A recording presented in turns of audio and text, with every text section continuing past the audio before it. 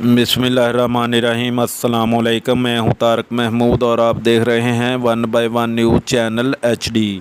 Tandlianwala doctor Faisal Niaz ने ज़िबा खाना में लागड़ और बीमार जानवर जंद करने की कोशिश नाकाम बना दी।